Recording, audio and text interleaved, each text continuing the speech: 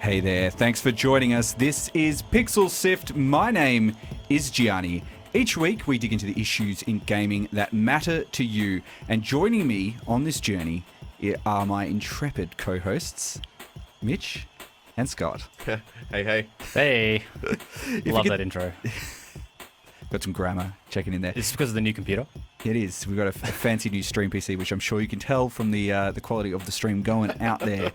If you consider yourself a bit of a warrior with the arcade stick, a button mashing, you think that's for noobs, well, you'll probably think that, I guess, this week is a KO.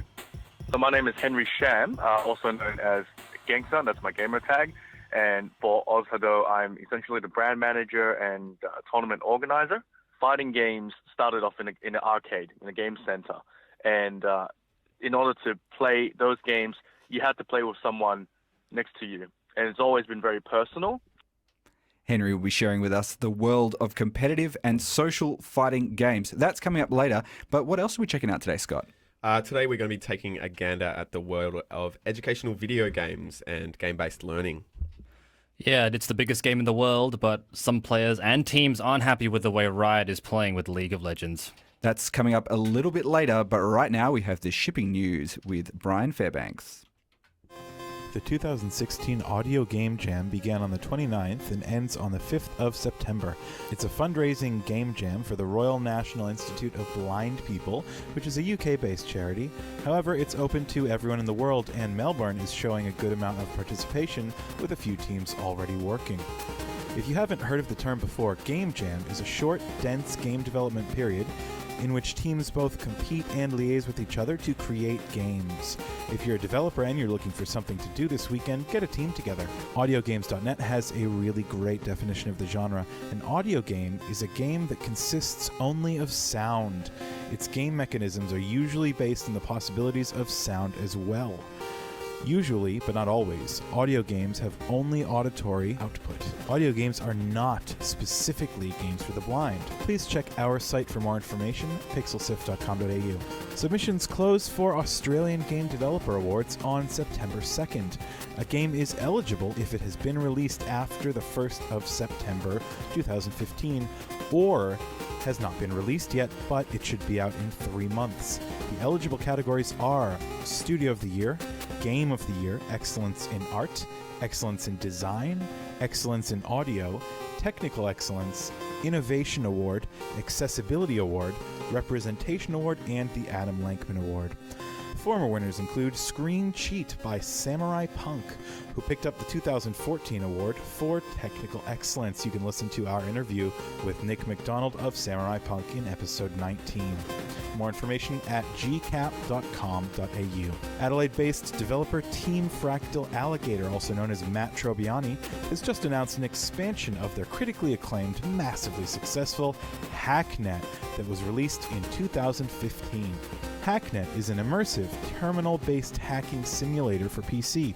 Dive down a rabbit hole as you follow the instructions of a recently deceased hacker, whose death may not have been the accident the media reports. Adding a new 3 to 4 hour chapter to the game, Hacknet Labyrinth sees you recruited by the mysterious Kaguya to join a small team of elite hackers on the hunt for powerful new tools and programs. Labyrinth delivers more of the gameplay you loved in Hacknet, along with some surprising new twists. Hacknet Labyrinth is set to come out later this year, and this has been Gaming News. Pixel Sift. Pixel Sift. No, seriously, Pixel Sift. No, seriously. Pixel Sift. Now, I'm sure we all remember playing some educational-based video games during school, whether the much-adored Zumbinis, the fun-filled Math Circus, or even something from the Lightspan collection. Educational games have been helping shape our young minds for more than 20 years. Our first topic today will be taking a look into this ever-interesting collaborative world of video games and education, or game-based learning, as I've seen it pop up quite a few times. Mitch, you've picked up an omnibus, a heavy tome. Does anybody actually want to see this, what I've been reading, like over the past 24 hours? You're going to have to describe it for those people who are listening Okay. in It's their an car as abridged well. version. It's a brick of a book, and I think we might put a picture of this on the website. Here it is. Look, it's the Handbook of Research on the Societal Impact of Digital Media. We've been digging in deep for this one here. doozy. Yeah. And what did you come across? This is not a Mitch, this- sponsor, by the way. This is just, yeah. Not a plug. Yeah. All right, so basically, I've been looking at how the educational system pretty much approaches video games as like an idea. And what I've found is they see it kind of like as a competition for young people's attention.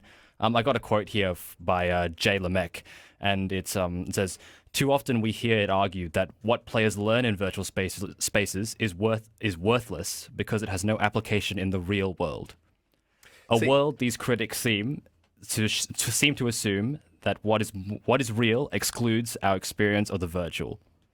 Now, So- how old is this? How old's your source? Okay, the source is from 2010. Okay. That quote was from 2010. This book is from 2016. Yeah, okay, wow. So someone's presumably looked at it in this year and said that it's still Yeah. up to date. So I don't know.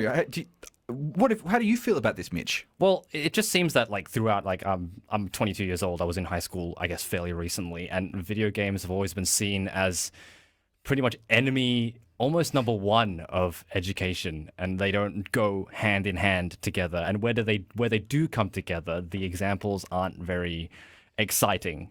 But I guess Scott is here to prove me wrong. Well, no, I'm definitely not here to prove you wrong. I just feel differently about this subject. As I mentioned in the intro, like even old people like Gianni and I were playing video games back in primary school, you know? I had a list of them. I had a much better video game school than you did, apparently. You did, yeah. It was amazing. And now, like, things have only gotten better, really. Obviously, as technology gets better and as our understanding of video games and their worth comes better. But, you know, nothing speaks better, again, than the stats. You know, let's just switch that phone off, Mitch. Come on. We're all professional here. I'll tell you what, just before you jump into your stat, Yeah, do. I can think of a really good example that people probably wouldn't think of when they of a game that teaches people things. Yeah. And it's a very integral part, at least in all of my experience. Please. The driver simulation alertness test. Ah, yeah. When you sit there and you just have to, it's a really simple game. You basically just click, but it is a game that emulates what it is in a situation. Yeah. It puts people in a training and learning situation. Go from there. And- But let's hear some of these facts, shall we? No, let's not. And that's perfectly like as you said there. I mean, I think this needs to be some kind of distinction away from the term games if we're going to include it into education, because there is a bit of a stigma. You are right, Mitch. There is kind of like an old school pull away from it. But if we're going to embrace the tools of video games like that we have, we need to kind of get over that. And okay, a lot of the stats I have are related to America because they've just done more study on this over the last few years, and a lot of these stats do date back to 2014, Which is not really that long ago, to be honest. which is not that long ago, especially when we're looking at texts from 6 years ago, and some of the other stuff I had was from going back to even 2008 and further, and that was really hard to kind of put into context because things have changed so much. It does seem that more was written about it when it was like games were just starting to be a thing, but now it's kind of actually tapered off and people aren't really writing as much about it anymore. So here's some stats regarding games in the classroom in America. Over 60% of learners say leaderboards and competition would motivate them. 80% of learners would be more productive if learning was more game-like. 97% of teachers used digital games created for educational use. 70% of teachers saw increase in student engagement when using educational video games. And some of those interesting part of that is even though 97% of teachers use digital games, not a lot of them did it like comfortably or often. I think the frequency of play was like 27% of teachers use digital games at least once a month. And like, I think only 50% are comfortable with using games to teach. It's interesting. There are, obviously people who have taken mainstream games that are already capturing the idea of people's imagination. Kids were crazy about Minecraft, are probably still crazy about Minecraft. And Microsoft and Mojang actually went and actually made a Microsoft... It's an edgy version. To kind of teach some of the programming and all of that sort of stuff in there. There's also ideas where you take elements of a game and sort of apply that to a classroom. There's a system that was developed by a teacher who basically pushed this on Reddit originally, and then said, I've got this idea for a game. We're going to give people points. We're going to give them avatars. They can all log in and create their own characters and things like that. It's like an RPG for a classroom. And instead of having your team points on the whiteboard up at the front of the class, you actually have it inside a game, and people kind of play the games through that. And they get points and can play mini games as part of that. So. For education, what is needed really is just more kind of high quality user relevant software. You know, there needs to be a combination of the best game techniques, so like a contribution from games designers, working with, you know, proven learning techniques, so a contribution from the teachers. Like that kind of collaboration is where we need to go with the future of gaming, because there's like all sorts of interesting stuff that improving tech literacy, improving multitasking mentality, improving teamwork, long-range planning. Like, these are things that children and people learn from games. That's right. Because they're a great way to learn. Yeah, serious games we've talked about before. We also talked about with Jane Cox when she was in talking about games for health are going to be an increasing part of what we do to learn. And it's something that obviously, you know, we could literally spend all day talking about. If you do want to know more, because we'll stop it here, Yeah. but the gamification of education is definitely worth checking out. Have a look at that one. We'll stick a link up to that in this week's show notes. Let's jump into our interview.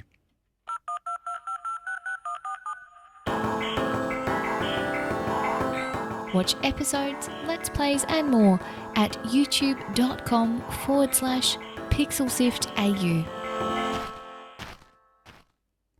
Last weekend, fighting game enthusiasts from all around the world flew to Sydney to take part in Australia's biggest fighting game tournament. Mitch and I spoke to Henry Sham. He's one of the organisers at OzHadou, and they bring lovers of fighting games together to duke it out.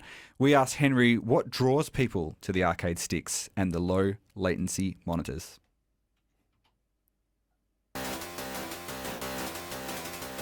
Okay, so OzHadou is essentially a community of like-minded people that all love fighting games, basically. So anything from Street Fighter, Tekken, Mortal Kombat, anything that's considered a fighting game genre, we provide a competitive scene for those people. So we started off quite a long time ago, about 2001 or so. So OzHadou's been around for about 15 years or so. I myself have been part of the organizational team for a good part of 10 years now. And essentially we provide the tournament setting and also a casual setting for people to meet up offline and just have some fun and meet new people. And what is it about fighting games that really kind of capture your attention? And, you know, why does it stick so much in there that you want to be part of an organisation that makes fighting game tournaments a big event? I think it comes down to the core of how fighting games began, because unlike a lot of now traditional esports games, fighting games started off in an arcade, in a game center. And in order to play those games, you had to play with someone next to you. And it's always been very personal. And for me, I've met all of my closest friends and acquaintances from an arcade of somewhat or a tournament of some sort. So having to be physically next to someone when playing these particular games makes it a lot more attractive to people, because they get to meet people with the same hobby. And it's easier to make friends and meet new people when everyone speaks the same language. Do you think the sort of the arcade culture is... like, does it still exist for people who are in the competitive fighting game scene in Australia? I know it's really big overseas, where there's lots of places where people go to arcades to hang out. But is it still vibrant here in Australia? Unfortunately, I can confidently say the arcade scene in Australia is pretty much dead. That has been the case for maybe 5 or 6 years already now. And with the emergence of a lot of the games being on console and internet play, there's just almost no reason for people to come out into the city or wherever their local arcade is to actually compete, in that sort of setting.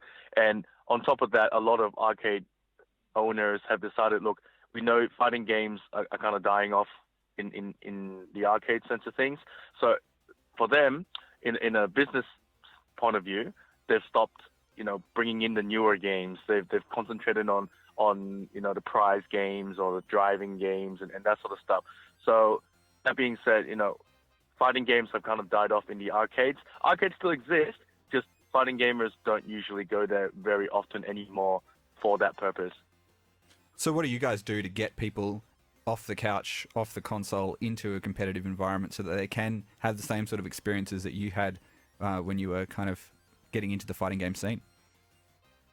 It's very different from I guess you can say back in the day, because back in the day, a lot of people heard of OzHadou basically through word of mouth. They would go to an arcade and say, "Oh, look, these guys are playing this game," and then they would play as well. And people, as part of the community, would approach new players. "Oh, are you interested in this game or whatnot?" These days, now with the internet and social media, it's a lot easier for us to reach out to people, because people can just Google competitive fighting games Sydney or competitive fighting games Australia, and actually also that would be the first hit on Google. We also have Facebook pages for people to join, and still at the end of the day it's kind of word of mouth. There's not much we can do in terms of marketing other than going up to people that we see and say, "Oh, you like fighting games?" You refer them to OzHadou, that sort of thing. I guess that's the way it works, really, isn't it? You tell your mate to come along and you make a better sort of friendship pretty much, from that sort of situation. It's a bit easier these days because of Facebook, YouTube, Twitter, and that sort of stuff. Even if someone is just a casual player, maybe they'll see a video on his friend's Facebook page that's from OHN competition or something, and they'll say, "Oh, this looks interesting," and then they'll ask the friend, instead of us not necessarily having to be proactive in finding new players. They can actually find this sort of resource online much easier than before. But I suppose you've got events like the Nationals, which you guys had just very recently, which can kind of bring people around from internationally as well. You've got some pretty big names that were able to come across and take part in this event. Yes, that's correct. So just last weekend, we had our 14th OzHadou Nationals tournament, which had a slew of different fighting games, including some of the latest titles like Street Fighter V, Mortal Kombat X, Tekken 7. We're lucky enough to be provided actually an arcade port from Namco Bandai themselves. And this sort of event attracted some international attention. Some of the top players from Japan, Taiwan, Hong Kong, some of the most famous players you see in on the internet, on YouTube and whatnot. Also, a reason why we attracted so much international attention is, for the first time for OzHadou, we were actually part of what's known as the Capcom Cup Pro Tour. So Capcom being the producer of Street Fighter series, they have a massive, you can think of it like a year-long kind of ladder or league where the top 32 players from around the world through different events around the world will be placed into one big tournament at the end of the year in, I think, November or December. And also the Nationals was lucky enough to be a part of that tour. So players that place at our tournament can get points towards their final point score kind of thing. So that attracted a lot of media attention, a lot of international players, a lot of international viewers also on Twitch and on stream and so forth. So all of those little reasons, combined made OHN actually one of the most successful events we've ever had in Australian fighting game history, actually. And finally, Henry, can you shed a bit of light on this? This is something I've always heard, but the fighting game scene is super keen on the old school CRT TVs. Is that true? Do people raid Verge collections to find the old boxy monitors? Okay. So there might be a little bit of miscommunication or misinformation there. A lot of, majority of the games these days that are popular being played at tournaments don't use CRTs anymore. They were made for next-gen consoles and are to be played on LCD monitors and LED monitors.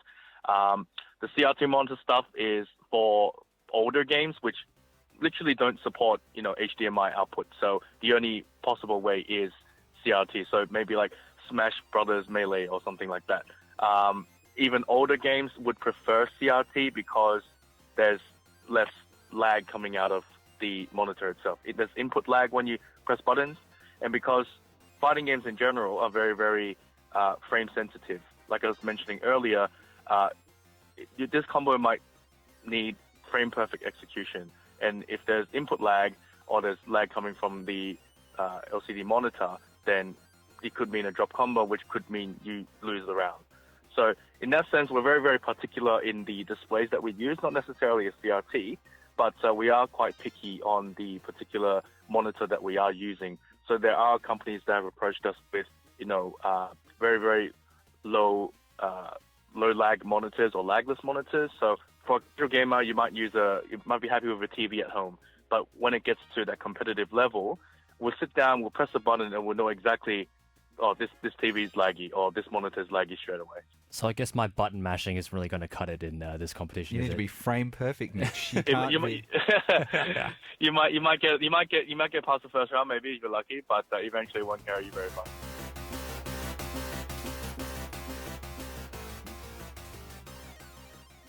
Henry from OzHadou there. If you're in WA, you can check out Evolve Pop Culture Fair this weekend, and you can see some of the OzHadou tournament experts show you their moves. If you're in Sydney, you can jump into one of the tournaments that OzHadou hosts every month and go to ozhadou.net. Pixel Sieve! It's not Pixel Sieve, it's Pixel Sift. Pixel Sieve! So Riot has got into some serious hot water over the compensation of their esports athletes, with major teams leaving the competition and some sponsors threatening to pull out as well. Could Riot finally be feeling the effects of biting the hand that feeds them? This has kind of come out of a big sort of controversy where one of the, I guess the owners of one of these teams basically came out and said, his name is Reginald, he's the owner of TSM, and he came out and said that the patch timing can cause issues with the way that people play competitively, because if they make a slight change to some spell, it can affect you. Right. The term that he used was effectively, it's like you're at the NBA Finals, except today, instead of having to use a basketball, you now have to use a bowling ball. It's not impossible. Yeah, that's mixing up the game a bit. It's not impossible, Well, but you will have to kind of practice with that a little bit, and probably can't do that the day beforehand. Right. That kind of attracted a bit of I guess, pushback from Riot, who's one of the co-founders of Riot. His name's Mark Merrill, and he basically came out and said that Reggie should pay his players better, and then he wouldn't have to worry about these patch changes coming out. And the patch timing, it's fine. There's no problems with it. It sort of exploded into this big argument about what the value of players and how much they should be paid in order to play the game. I'm actually curious about this patch thing. As I understood it, I thought they were going to release they released a build for the competition of that season, and then that's how it was for that season. And then it would only be changed after. I thought that makes sense. I don't know anything about the league as such because I'm not Well, I in think that everyone who's environment playing often. at home is playing on the most recent patches, Yeah, and they're adjusted for this competitive purpose. You could be playing these games at home, Yeah. but some of the patch changes they make are going to make no difference to you if you're playing with your mates or you're playing against random on the internet. But for the competitive league, if we just compare it to, let's say, AFL, I mean, they don't change the rules halfway through a season, do they? No, In they don't AFL? change the ball. Absolutely. They don't, that would just be unheard of. Causes a bit controversy, even change the colour sometimes. Yeah, right. I mean, that kind of stuff would be unheard of in any other sport. The interesting thing is that most of the teams that are sort of involved in this particular thing, are paid actually by Riot, sort of an ongoing kind of holding fee to be in the team. Well, they do. The championship series players do receive a salary. I mean, and that salary it's only $12.5 grand. Yeah. I mean that's not year round, and that doesn't prize pools aren't guaranteed in that or anything. But yeah. Sorry, go on. Well, the salary itself has kind of come out. The money gets sent to the team, and then the salary is sort of divided out that way, and then teams are kind of expected to kind of make up the difference in other ways. One of the arguments they've said about this is that most of the teams kind of do operate at a loss because Riot has restrictions on the sort of sponsors that they can have in their teams. You often see all these esports players with sort of emblazoned jerseys and things like that, but there are restrictions on that because there is a very lucrative skins and add-on sort of sale that they don't want to decrease the visibility of. There's also the people that win, for example, get in-game items to represent their team. So pick a team that you might hear of. They get an item in the game, but then that item, the money, it's sold, and the money doesn't go back to the team at all. It all goes straight to Riot. So, there isn't any kind of extra ways for these teams to make money. They're working really hard to kind of create this, enjoyable watching experience for the players of the game and for the viewers of the game. But it seems like there's kind of a bit of an issue with... So they're collecting it on both ends, pretty much. Yeah, I mean, it's very easy for Riot to say, the players need to get paid more and whatever, but they're so hands-on with the League of Legends series that they're nanny stating it. Like, Yeah. they're basically giving them a lot of options. There's a lot of interesting ways in which this is kind of played out. There's arguments that the casters, the people who are doing the shoutcasting, the commentating of the actual game, are actually arguing that they're not getting paid to the same value that some of the other people in other games that would be getting paid. And I remember we talked very early on, and I think it was about our third or fourth episode, we were talking about all of these esports teams kind of coming together and forming a union to kind of work through these problems. To kind of what happened with that? I actually haven't been keeping up on that. Apparently, I've been chatting to my friend David, who's he's a big League of Legends fan, and we've been chatting to him all about that during the week. And he said basically it kind of came to nothing. Really, these guys sort of didn't quite have enough pushing power that they thought they would have. There are still people out there who are hungry enough, who aren't part of these big groups, who are willing to kind of jump in and take the slots. And, when you've got a game that is completely controlled by one company, then you are sort of set up a situation where they basically call the shots. Scary monopoly. Yeah. And as far as their kind of treatment of the sponsorship stuff, it's not even who sponsors, it's how they advertise their sponsorships. And it's all very, very controlled, and they try not to promote anything that they don't directly kind of endorse or condone. I mean, they've got one of their sponsors, HTC.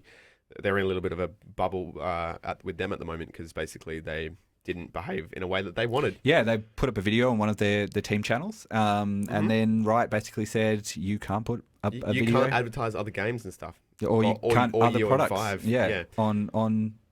Because it was actually League of Legends players breaching their contract. Yeah, apparently. This is kind of really... I don't know how this is kind of going to fold out in the end. Maybe they do need to have more of these sort of situations to kind of force them down this direction. But, it's a lot of these will be tied up in non-disclosure agreements and contracts that people aren't obviously going to be able to discuss. It's only when these things kind of blow up and people get... it's only once they've boiled over, really, is when we find out about them. Yeah. It does seem like this, and the problem with this is it doesn't end up affecting the end user, like the lay people that are watching and playing the game. They don't really care, because if a big team pulls out, there are thousands of people willing to replace them and be fine with those conditions. It does seem like that's the case. That's it, because there is still such a kind of close relationship between what you'd consider an amateur and what you'd consider, I guess, not even a professional player at all. I don't know. It does seem like the problem just could be swept under the rug over and over again, and without. I don't think it will be though. Like it's like any of these jobs though. It's this perspective that people have that you go, oh, you get to play games for a living. That's how you make money out of it. Lots of people don't get to play games for a living. You should just be happy with that. Yeah. But we kind of think about the way that esports players, how much they have to train, how much they have to do repetitive job-like motions. Also, the period of time that an esports player is relevant, it's I think 22 actually might be too old almost. Wow. Yeah. The reflexes just aren't there. And some of the reflex Twitch game, action per minute sort of StarCrafty sort of things. Yeah. There's a finite time where you can actually play competitively. Plus RSI and whatever, there's a finite time you can play those kind of things at that level for. Yeah. And like you said, Mitch, before, there's also, as far as pressure on the players and their security, like you said, there are thousands, if not, millions of people waiting to jump into the same shoes and experience the same thing.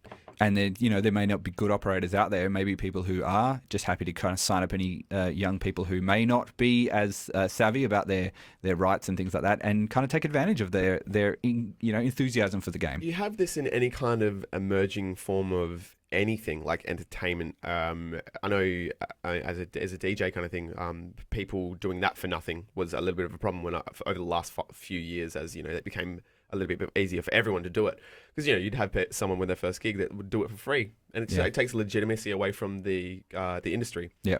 Why don't you just do this for exposure, Scott? Yeah, exactly. Why don't you make a podcast for exposure, Scott? Exactly. It's all kind of entertainment that will be exploited by people that want to make a lot of money. That's right. Look, that's all we've got time for today. This is obviously going to be something that is kind of come back in again. We'll definitely touch on this again. This issue is not going to kind of resolve itself anytime soon until it kind of happens, basically. Instead, play Overwatch. Yeah. If you're not, no, I'm kidding. There are plenty of games out there. So if there's a game that you don't 100% agree with, there's plenty of other viable options. So look, thanks again for joining us on Pixel Sift. We hope you enjoyed the show. As usual, we'll be putting links up on our website. You can check on the post for this episode and see all the links to this one. You can see Evolve, you can see OzHadou, everything on there. Thanks to Henry for joining us. Our website is www.pixelsift.com.au. Scott. Yep. Social. Yeah, our other forms media. of social mediums are facebook.com/pixelsift, twitter.com/pixelsift, twitch.tv/pixelsift, and youtube.com/pixelsiftau. And Mitch, where are our other episodes located if they don't want to go to our website? If you don't want to go to the website, you can subscribe to either our podcast or the app, either on iTunes, Pocket Cast, or the RSS link, which is also on our website. So you tough titties. That's true. Time to You go can there. subscribe, but you can search for them in there as well. But yeah. Anyway, that's all we've got time for. But thanks for joining us. Hopefully we'll see you guys again next week. See you guys. Peace out. Oh, check out this giant ass book again. This week brought to you by the book. No, it is Not not good brought- no, radio. it's not brought to you by the book.